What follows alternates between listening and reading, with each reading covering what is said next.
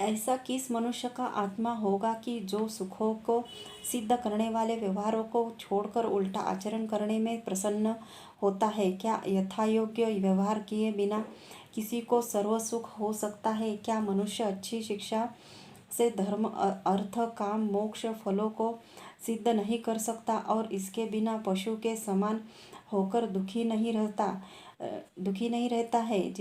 जिसलिए सब मनुष्यों से सुशिक्षित से युक्त होना अवश्य है। इसलिए यह बालक से लेकर वृद्ध पर्यंत मनुष्यों के सुधार के अर्थ व्यवहार संबंधी शिक्षा का विधान किया जाता है।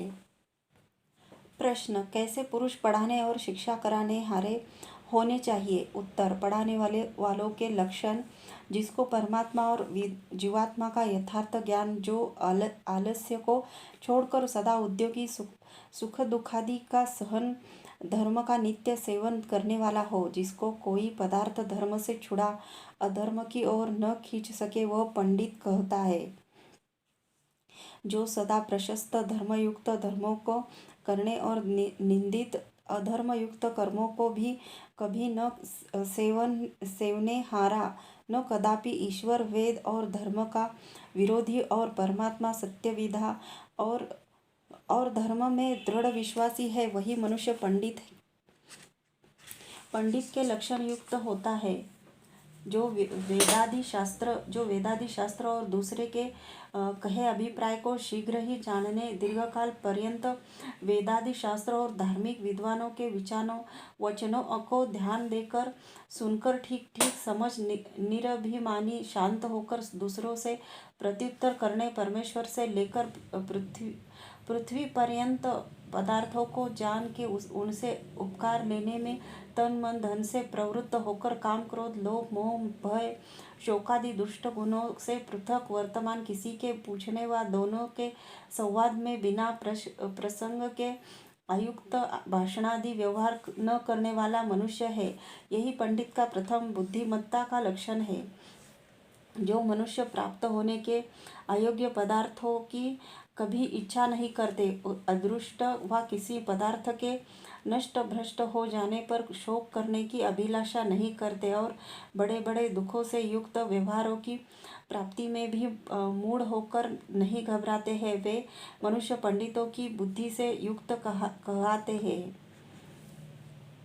जिसकी वाणी सब विद्याओं में चलने वाली अत्यंत अद्भुत विद्याओं की कथाओं की को करने, बिना जाने पदार्थों को तर्क से शीघ्र जानने जनाने, सुनी विचारी विद्याओं को सदा उपस्थित रखने और जो इन सब विद्याओं के ग्रंथों को अन्य मनुष्यों को शीघ्र पढ़ाने वाला मनुष्य है, वही पंडित कहता है। जिसकी सुनी हुई और पठित विद्या अपनी बुद्धि के सदा अनुकूल और बुद्धि और क्रिया सुनी पड़ी हुई विद्याओं के अनुसार जो धार्मिक श्रेष्ठ पुरुषों की मर्यादा का रक्षक और दुष्ट डाकुओं की रीति को विदीर्ण करने हारा मनुष्य है, वही पंडित नाम धराने के योग्य होता है। जहाँ ऐसे ऐसे सत्य पुरुष पढ़ाने और बुद्धिमान पढ़ने वाले होते हैं, वहाँ विद्या और धर्म की वृद्धि होकर सदा आनंद ही बढ़ता जाता है, और जहाँ निम्नलिखित मूढ़ पढ़ाने हारे होते हैं, वहाँ अविद्या और अधर्म की उन्नति होकर दुख ही बढ़ता जाता है।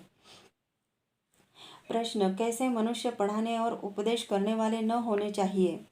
उत्तर, मूर्ख के लक्षण, जो किसी विद्या को न पढ़ और किसी विद्वान का उपदेश न सुनकर बड़ा घमंडी, दरिद्र होकर धन संबंधी बड़े बड़े कामों की इच्छा वाला और बिना किए बड़े बड़े फलों की इच्छा करने हारा है। दृष्टांत, जैसे एक दरिद्र शेख चिल्ली नामक किसी ग्राम में था। वहाँ किसी नगर का बनिया 10 रुपये उधार लेकर घी लेने आया था।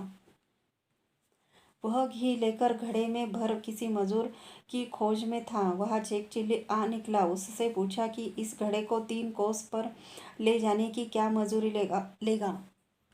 उसने कहा कि 8 आने। आगे बनिए ने कहा कि 4 आने लेना हो तो ले। उसने कहा अच्छा। शेख चिल्ली घड़ा ले चला। और बनिया पीछे पीछे चलता हुआ मन में मनोरथ करने लगा कि 10 रुपयों के घी के 11 रुपये आवेंगे, 10 रुपया सेठ को दूंगा और 1 रुपया घर की पूंजी रहेगी। वैसे ही 10 के फेरे में 10 रुपये हो जाएंगे। इसी प्रकार 10 से 100, 100 से सहस्र, सहस्र से लक्ष, लक्ष से करोड़, फिर सब जगह कोठियाँ करूँगा और सब राजा लोग मेरे कर्जदार हो जाएंगे इत्यादि बड़े बड़े मनोरथ करने लगा। और शेख चिल्ली ने विचारा कि 4 आने की रुई ले सूत काट कर बेचूंगा, 8 आने मिलेंगे या फिर 8 आने से 1 रुपया हो जाएगा, फिर वैसे ही 1 से 2 रुपये होंगे, उनसे एक बकरी ले लूँगा, जब उसके कच्चे बच्चे होंगे तब उनको बेच एक गाय लूँगा, उनके कच्चे बच्चे भैंस लूँगा, उनके कच्चे बच्चे भैंस लूँगा, उसके कच्चे बच्चे एक घोड़ी कच्चे बच्चे बेच एक घोड़ी लूँगा, उसके कच्चे बच्चे बेच एक हथिनी लूँगा और उसके कच्चे बच्चे बेच 2 बीवियाँ ब्याहूँगा, एक का नाम प्यारी और दूसरी का नाम बेप्यारी रखूँगा। जब प्यारी के लड़के गोद में बैठेंगे आवेंगे तब कहूँगा बच्चों आओ बैठो, और जब बेप्यारी के लड़के आकर कहेंगे कि हम भी बैठे तब कहूँगा नहीं नहीं। ऐसा कहकर सिर हिला दिया, घड़ा गिर पड़ा, फूट गया और घी भूमि पर फैल के धूली में मिल गया। बनिया रोने लगा और शेख चिल्ली भी रोने लगा। बनिए ने शेख चिल्ली को धमकाया कि घी क्यों गिरा दिया और रोता क्यों है, तेरा क्या नुकसान हुआ? शेख चिल्ली, तेरा क्या बिगड़ा हुआ, तू क्यों रोता है? बनिया, मैंने 10 रुपये उधार लेकर प्रथम ही घी खरीदा था, उस पर बड़े बड़े लाभ का विचार किया था, वह मेरा सब बिगड़ गया, मैं क्यों न रोऊं? अच्छा तो तेरे रोने से मेरा घर भी न बन जाएगा, तू बड़ा मूर्ख है, तू मूर्ख, तेरा बाप। दोनों आपस में एक दूसरे को मारने लगे। फिर मारपीट कर शेख चिल्ली अपने घर की ओर भाग गया और उस बनिए ने धुली मिली हुए घी को ठीकरे में उठाकर अपने घर की राह ली। ऐसे ही स्वसामर्थ्य के बिना अशक्य मनोरथ किया करना मूर्खों का काम है, और जो बिना परिश्रम के पदार्थों की प्राप्ति में उत्साही होता है उसी मनुष्य को विद्वान लोग मूर्ख कहते हैं। जो बिना बुलाए जहाँ तहाँ सभादि स्थानों में प्रवेश कर सत्कार और उच्चासन को चाहे वह ऐसे रीति से बैठे कि सब सत्पुरुषों को उसका आचरण अप्रिय विदित हो, बिना पूछे बहुत अंड-बंड बके और अविश्वासियों में विश्वासी होकर सुख की हानि कर लेवे, वही मनुष्य मूढ़ बुद्धि और मनुष्यों में नीच कहता है। जहाँ ऐसे ऐसे मूढ़ मनुष्य पठन पाठन आदि व्यवहारों को करने हारे होते हैं, वहाँ सुखों का तो दर्शन कहा, किंतु दुखों की भरमार तो हुआ ही करती है। इसलिए बुद्धिमान लोग ऐसे ऐसे मूढ़ों का प्रसंग व इनके साथ पठन पाठन क्रिया को व्यर्थ समझकर पूर्वोक्त धार्मिक विद्वानों का प्रसंग और उन्हीं से विद्या का अभ्यास और सुशील बुद्धिमान विद्यार्थियों ही की को पढ़ाया है। विद्वान और मूर्ख के लक्षण विधायक श्लोक विदुर प्रजागर के 32 अध्याय में एक ही ठिकाने लिखे हैं। जो विद्या पढ़े और पढ़ावे वे निम्नलिखित दोषयुक्त न हो: आलस्य, अभिमान, नशा करना, मूढ़ता, चपलता, व्यर्थ इधर उधर की अंड बंड बातें करना, जड़ता, कभी पढ़ना कभी न पढ़ना, अभिमान और लोभ लालच, ये 7 विद्यार्थियों के लिए विद्या के विरोधी दोष है। क्योंकि जिसको सुख चयन करने की इच्छा है उसको विद्या कहा, और जिसका चित्त विद्या ग्रहण करने कराने में लगा है उसको विषय संबंधी सुख चयन कहा। इसलिए विषय सुखार्थी विद्या को छोड़े और विद्यार्थी विषय सुख से अवश्य अलग रहे, नहीं तो परम धर्मरूप विद्या का पढ़ाना कभी नहीं हो सकेगा। ये श्लोक भी महाभारत विदुर प्रजागर अध्याय 39 में लिखा है। प्रश्न: कैसे कैसे मनुष्य सब विद्याओं की प्राप्ति कर और करा सकते हैं? उत्तर: भीष्म जी युधिष्ठिर से कहते हैं कि हे राजन, तुम ब्रह्मचर्य के गुण सुन। जो मनुष्य इस संसार में जन्म से लेकर मरण पर्यंत ब्रह्मचारी होता है, उसको कोई शुभ गुण अप्राप्त नहीं रहता। ऐसा तू जान कि जिसके प्रताप से अनेक करोड़ ऋषि ब्रह्मलोक अर्थात सर्वानंद स्वरूप परमात्मा में वास करते हैं और इस लोक में भी अनेक सुखों को प्राप्त होते हैं।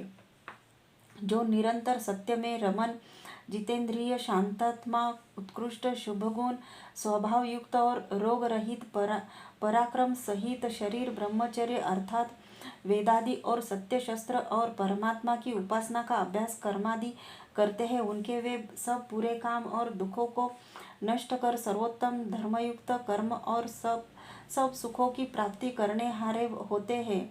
और इन्हीं के सेवन से मनुष्य उत्तम अध्यापक और उत्तम विद्यार्थी हो सकते हैं। प्रश्न, शूरवीर किसको कहते हैं?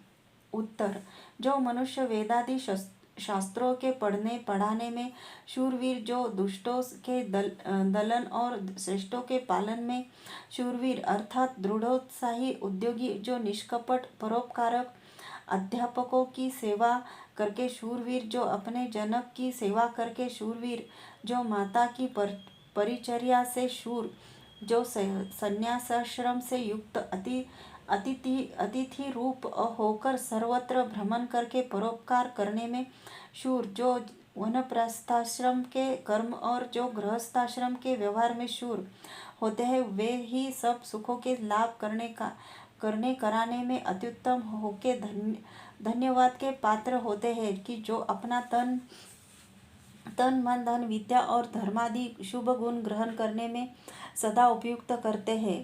प्रश्न, शिक्षा किसको कहते हैं? उत्तर, जिससे मनुष्य विद्या आदि शुभ गुणों की प्राप्ति और अविद्यादि दोषों को छोड़ के सदा आनंदित हो सके, वह शिक्षा कहती है।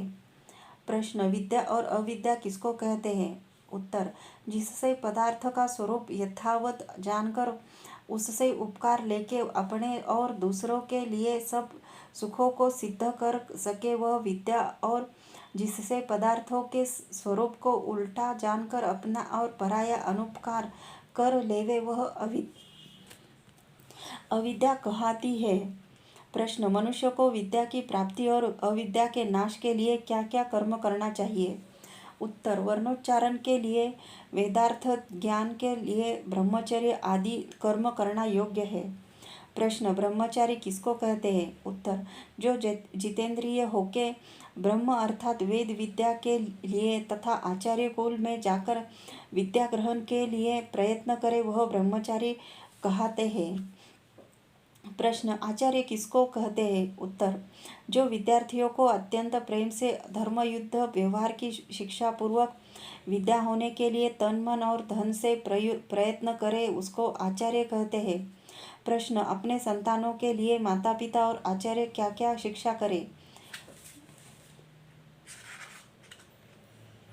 उत्तर, अहोभाग्य उस मनुष्य का है कि जिसका जन्म धार्मिक विद्वान माता पिता और आचार्य के संबंध में हो, क्योंकि इन तीनों की शिक्षा से मनुष्य उत्तम होता है। ये अपने संतान और विद्यार्थियों को अच्छी भाषा बोलने, खाने पीने, बैठने उठने, वस्त्र धारण करने, माता पिता आदि के मान्य करने, उनके सामने यथेष्टाचारी न होने, विरुद्ध चेष्टा न करने आदि के लिए प्रयत्नों से नित्य प्रति उपदेश किया करे, और जैसा जैसा उसका सामर्थ्य बढ़ता जाए वैसी वैसी उत्तम बातें सिखलाते हैं जाए।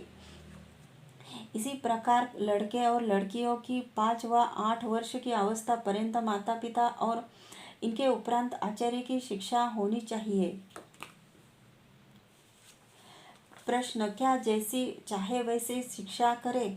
उत्तर, नहीं। जो अपने पुत्र पुत्री और विद्यार्थियों को सुनावे कि सुन मेरे बेटे बेटियां और विद्यार्थी, तेरा शीघ्र विवाह करेंगे तो इसकी दाढ़ी मूछ पकड़ ले, इसकी जटा पकड़ के ओढ़नी फेंक दे और धौल मार गाली दे, इसका कपड़ा छीन ले, पगड़ी व टोपी फेंक दे। खेल कूद हंस रो तुम्हारे विवाह में फुलवारी निकालेंगे इत्यादि कुशिक्षा करते हैं, उनको माता पिता और आचार्य न समझना चाहिए, किंतु संतान और शिष्यों के पक्के शत्रु और दुखदायक है, क्योंकि जो बुरी चेष्टा देकर लड़कों को न घुड़कते और न दंड देते हैं, वे क्यों कर माता पिता और आचार्य हो सकते हैं, क्योंकि तो जो अपने सामने यथा तथा बकने, निर्लज्ज होने, व्यर्थ चेष्टा करने आदि बुरे कर्मों से हटाकर विद्या आदि शुभ गुणों के लिए उपदेश नहीं करते, न तन मन धन लगा के उत्तम विद्या व्यवहार का सेवन कराकर अपने संतानों का सदा श्रेष्ठ करते जाते हैं, वे माता पिता और आचार्य कहाकर धन्यवाद के पात्र कभी नहीं हो सकते। और जो अपने अपने संतान और शिष्यों को ईश्वर की उपासना, धर्म अधर्म, प्रमाण प्रमेय, सत्य मिथ्या, पाखंड, वेद शास्त्र आदि के लक्षण और उनके स्वरूप का यथावत बोध करा और सामर्थ्य के अनुकूल उनको वेद शास्त्रों के वचन भी कंठस्थ कराकर विद्या पढ़ने, आचार्य के अनुकूल उनको वेद शास्त्रों के वचन भी कंठस्थ कराकर विद्या पढ़ने, आचार्य के अनुकूल रहने की रीति जना देवे कि जिससे विद्या प्राप्ति आदि प्रयोजन निर्विघ्न जिस सिद्ध हो, वे ही माता पिता और आचार्य कहते हैं। प्रश्न, विद्या किस किस प्रकार और किन कर्मों से होती है? उत्तर, विद्या 4 प्रकार से आती है: आगम, स्वाध्याय, प्रवचन और व्यवहार काल। आगम काल उसको कहते हैं कि जिससे मनुष्य पढ़ाने वाले से सावधान होकर ध्यान दे के विद्यादि पदार्थ ग्रहण कर सके। स्वाध्याय उसको कहते हैं कि जो पठन समय में आचार्य के मुख से शब्द, अर्थ और संबंधों की बातें प्रकाशित हो, उसको एकांत में स्वस्थ चित्त होकर पूर्वापर विचार के ठीक ठीक हृदय में दृढ़ कर ले सके। प्रवचन काल उसको कहते हैं कि जिससे दूसरों को प्रीति से विद्याओं को पढ़ा सकना। व्यवहार काल उसको कहते हैं कि जब अपने आत्मा में सत्य विद्या होती है, तब यह तय करना, यह न करना वही ठीक ठीक सिद्ध हो के वैसा ही आचरण करना हो सके। ये 4 प्रयोजन है तथा अन्य भी 4 कर्म विद्या प्राप्ति के लिए है: श्रवण, मनन, निधिध्यासन और साक्षात्कार। श्रवण उसको कहते हैं कि आत्मा मन के और मन श्रोत्र इंद्रियों के साथ यथावत युक्त करके अध्यापक के मुख से जो जो अर्थ और संबंध के प्रकाश करने हारे शब्द निकले, उनको श्रोत्र से मन और मन से आत्मा में एकत्र करते जाना। मनन उसको कहते हैं कि जो जो शब्द, अर्थ और संबंध आत्मा में एकत्र हुए हैं, उनका एकांत में स्वस्थ चित्त होकर विचार करना कि कौन शब्द किस अर्थ के साथ और कौन अर्थ किस शब्द के साथ संबंध अर्थात मेल रखता और इनके मेल में किस प्रयोजन की सिद्धि और उल्टे होने में क्या क्या हानि होती है इत्यादि। निधिध्यास उसको कहते हैं कि जो जो शब्द, अर्थ और संबंध सुने विचारे हैं, वे ठीक ठीक है व नहीं, इस बात की विशेष परीक्षा करके दृढ़ निश्चय किए हैं, उनको यथावत ज्ञान और क्रिया से प्रत्यक्ष करके व्यवहारों की सिद्धि से अपना और पराया उपकार करना आदि विद्या की प्राप्ति के साधन है।